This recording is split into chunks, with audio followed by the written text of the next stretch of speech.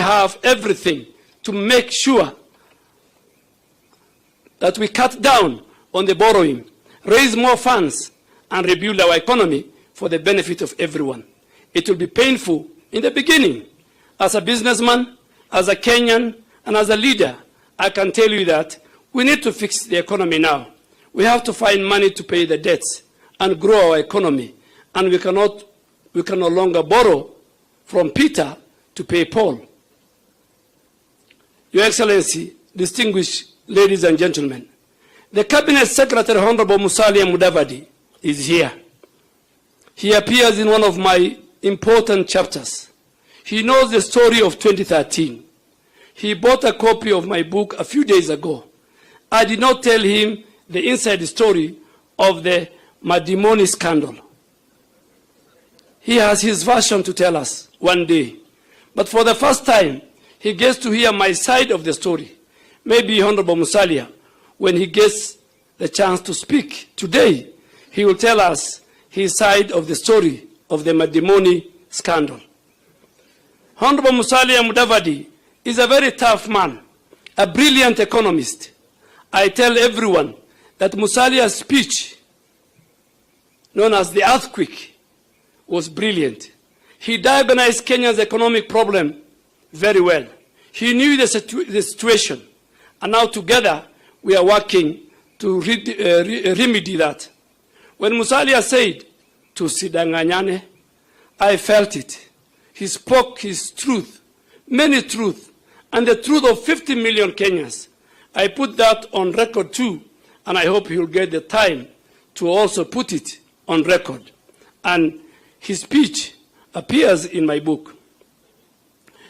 Your Excellency and distinguished ladies and gentlemen, there's a whole chapter on how we told disbelieving Kenyans that the cases at the ICC were political international conspiracy.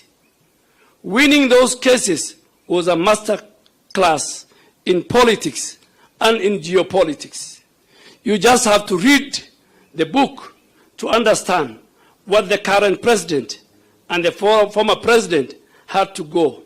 What we had to do to tell our friends, and many, many friends internationally and locally, that we knew their schemes and we were never going to deliver, their schemes are not going to deliver justice to the post-election violence victims in our country. But a book like this must have a very candid chapter, Mr. President. I have written a chapter on my ouster in 22 minutes. My ouster took 22 minutes at KICC. I served for 7.5 years, and it all came crashing in less than half an hour. Can you believe it? What could this book be without the inside story of the handshake and the suffering method out to my colleagues and Kenyans in the dying days of the Jubilee administration? You see, sometimes we think it's all politics. However, politics can get too costly. It affects the life of really people. We can be mature about it, play our politics progressively, putting public interest first. I have done it in my constituency for the last 16 years, and my development record gotten me elected 4 times in 4 elections in 4 different political parties. I just hope that putting this on the record, for the record, will help us and give us lessons to politicians. There is more at stake. They need to work for the people who elected them into office. Your Excellency, ladies and gentlemen, distinguished book lovers, as I conclude, let me recap that if this book inspires any hustler to pray to God, to work hard, and strive to succeed, then my job is done. I dedicated this book to my mother, a woman of courage, for teaching me all the values, and to the young people of this country, for all the hopes and the hot fires that you lit under our seats. I hope young people and more so even in my house. And I think all I can speak for them when I say that as a government, we hear you. We will do everything we can under the leadership of our president to make sure you achieve your dreams. I also have a word to all the young leaders in Kenya who are excited about being in public office. Deliver what you promise. You have the next 4 years to do your job. If you don't, I am sorry, your opponent will have you for dinner. It's really a matter of planning. I hope my book helps you, will help you get more political lessons. Finally, I want to thank you all for coming. I don't take it for granted that you braved the traffic to be here for this launch. I'll be signing copies after the event. There are more books being sold out there. Grab one for yourself and more for your friends. You can still get the book from my website, www.adenduale.com, or from Nuria Bookshop, Prestige Bookshop, Yaya Bookstop, Kibanga Books, and many others. Your Excellency, and under my conclusion, let me pay tribute to men and friends who sit here, who played the ultimate role in a very difficult journey. The Honorable Minister for Interior, Professor Kindiki. He appears in my book at one page or one chapter as a brilliant constitutional lawyer who spent with us many days and nights at The Hague. And on other chapters, he appears as a leader of majority who became a victim of the deep state and the systems. And just because we happen to be your friend, when we didn't choose to be a friend, we all found ourselves in the space of politics. The Honorable Kipchumba Murkomen, the Honorable Cecily Mbarire, the Honorable Aaron Cheriot, Your Excellency, who you remember, he came to the House through a by-election. And I remember there was a Kericho by-election and a Malindi by-election, when in one of my chapters, I received a 411, where myself and Honorable Kipchumba Murkomen and others were implicated in a certain issues. So that chapter, I don't want to read for you that chapter, and that chapter, Your Excellency, is called "You Have Touched a Live Wire" in my book. Your Excellency, the former Speaker of the National Assembly, J.B. Muturi, has a lot of places in my book. Advice he gave to the former president when our colleagues in the Senate were replaced, and now the knife was coming for those of us. And of all, the day that there was changes in the National Assembly, Your Excellency, the only person I felt for was the Honorable Cecily Mbarire, the governor of Embu now. I said they should have left this lady alone. Those of us, when we go home, we can still survive. Your Excellency, our great Deputy President, a man of serious words. And today somebody told me, the only other politician we expect to write a book like yours is Rigiji. He is a man of the truth. So we expect Honorable Rigathi. Our two brothers, Your Excellency, Honorable Musalia Mudavadi and Honorable Moses Wetangula. The earthquake, the conference that we went to Bomas, and the speech he gave, and the leaders who ran away when they saw you, is well documented, Your Excellency, in this book. Your Excellency, your speech at both Bomas 1 and Bomas 2 is well documented. And when I look at that speech you gave,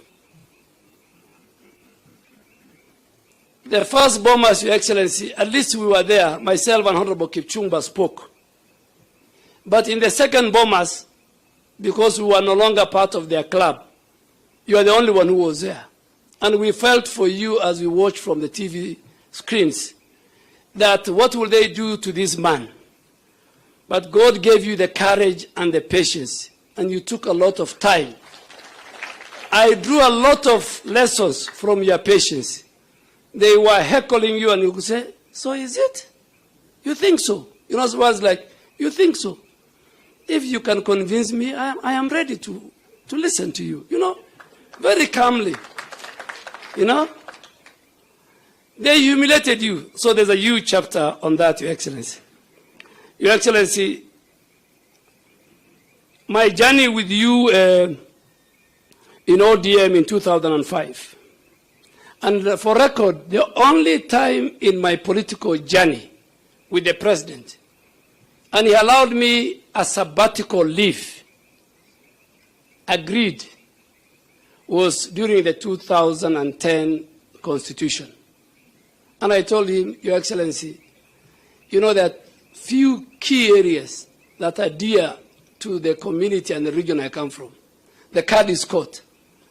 And today when I look back, I am so proud that even during that referendum, where the former Prime Minister, the former President, the former Vice President, the whole government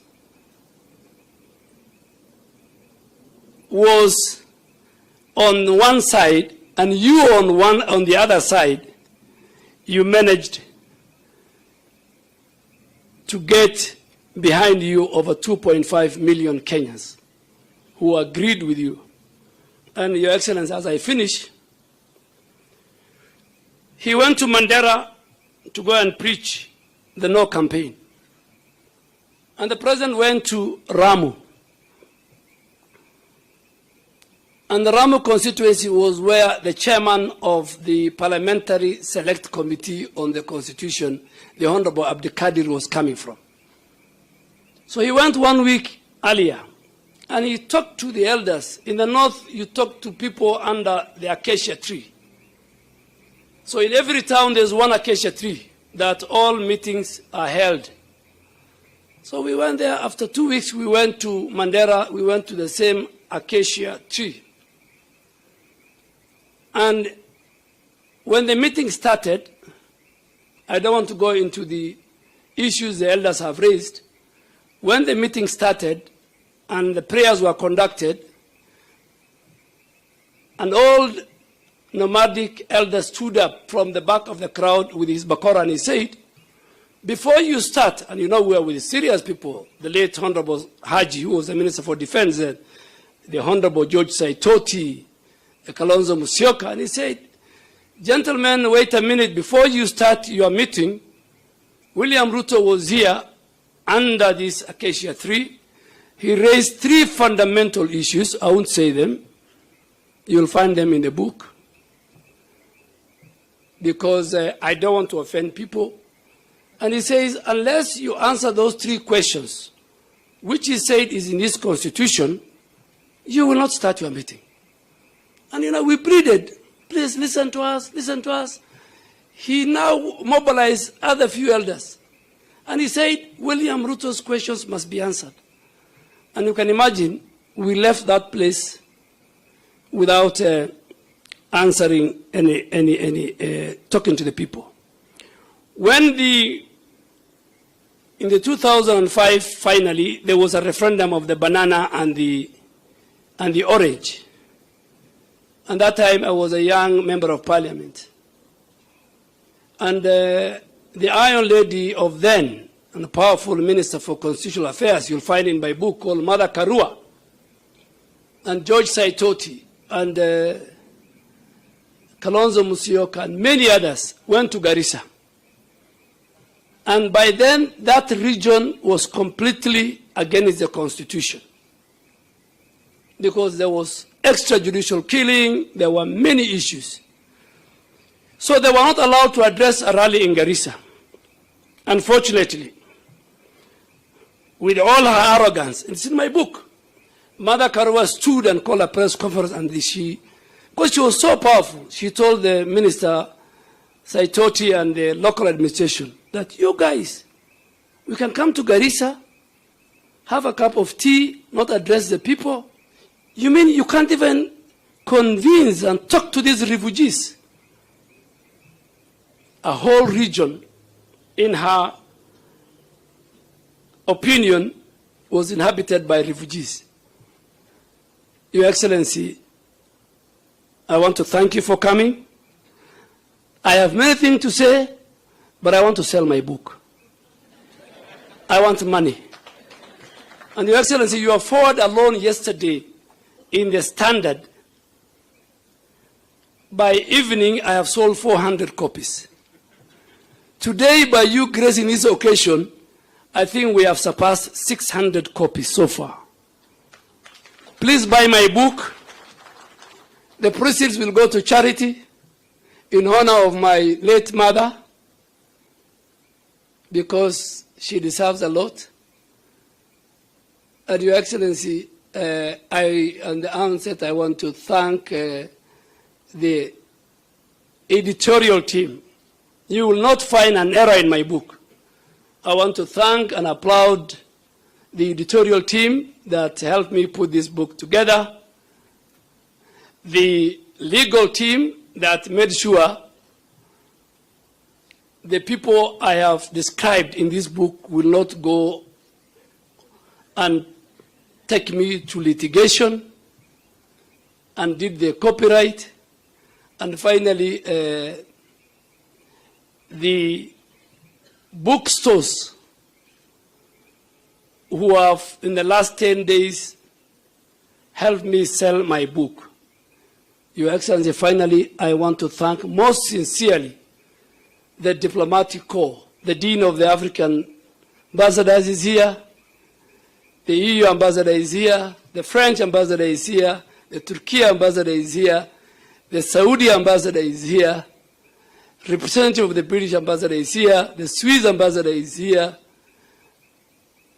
and the UAE representative is here, and many, the Moroccan Ambassador is here. I really want to thank the diplomatic community. I want to thank my colleagues, members of parliament who are here. David Ochieng is here. He has, I have a lot of stories in my book about David Ochieng. The chairman of the Pastoralist Parliamentary Group is here. Our cabinet colleagues are here. Senior government officials are here.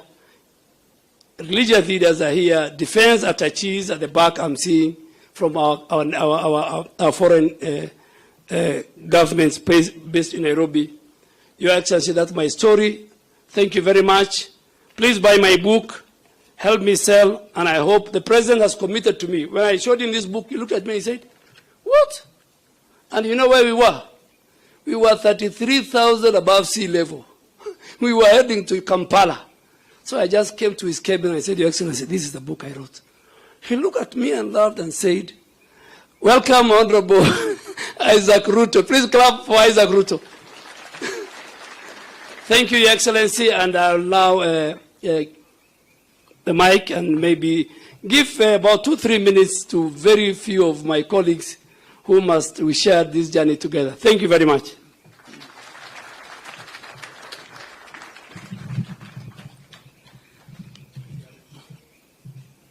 Thank you, Defense Cabinet Secretary, the Honorable Aden Duale, Your Excellency, Mr. President, Your Excellency, Deputy President.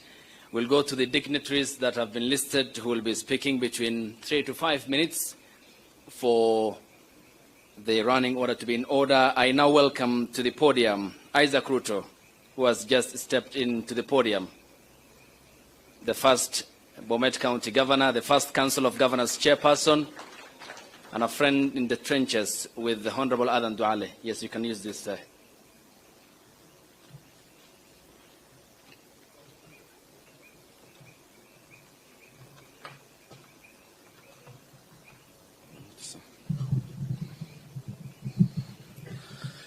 Your Excellency, the President of the Republic of Kenya, Chief Cabinet Secretary, the Speaker of the National Assembly, my good old, I must apologize, the Deputy President, Your Excellency, Honorable Duale, Waziri, Tika, your Defense, Cabinet Secretary is present, members of the Diplomatic Corps, and all the distinguished guests. Your Excellency, I must apologize for coming late. If I had seen Honorable Kipchumba Murkomen, I would have asked him to apologize on my behalf, because I was held up at the escarpment for more than 2 hours. And I think it's all your fault. It can't be mine. There is no way it can be my fault. Anyway, Your Excellency, I must apologize for coming late, but just in time to speak. We kept in touch with Honorable Duale. Now, this is a great day for us. Honorable Duale has been a good old friend.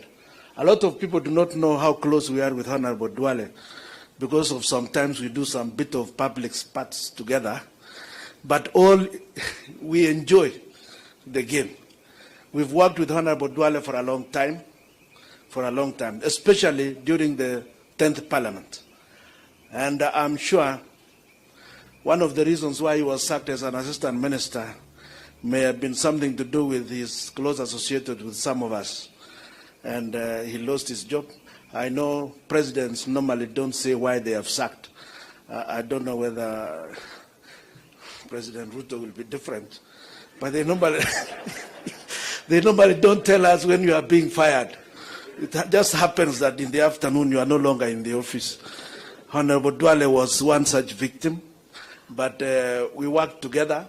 We pushed especially the agenda of the new constitution together in Parliament. We also stood for those that appeared to us to be unfairly treated. And Honorable Duale speaks his mind. And I think that is one of the things we share. He speaks his mind, even if you are not in agreement with it, he will tell it to you to your face. And I think we are grateful for the rise that has happened. And I have not had the occasion to read the book, but I'm sure it must have said all that which is true, because he just notified me yesterday and I was in the villages and I told him I'll definitely make it to come here. But Honorable Duale, I hope you'll continue being forthright, and I'm sure you have told us the whole truth in the book.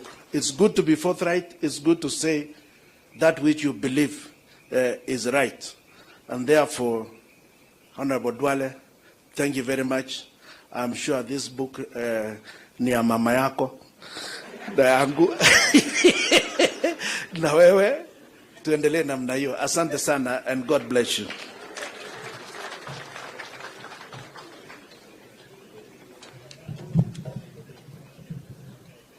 Thank you, Honorable Isaac Ruto. Asante sana. We move on, and up next is the East African Legislative Member of Parliament, the Honorable Kanini Kega.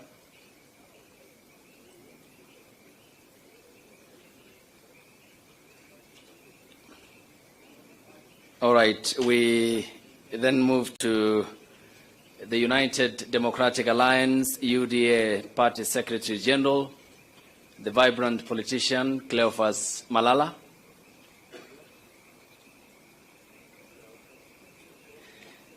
On to Honorable Dido Raso, who will speak on behalf of the Pastoralists Parliamentary Group. He is here, obviously present. Thank you.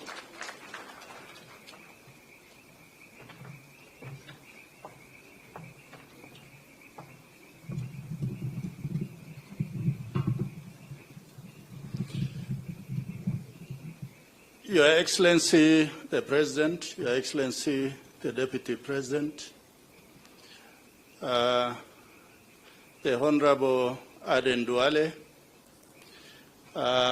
my colleagues from the Senate, the National Assembly, the Speaker of the National Assembly,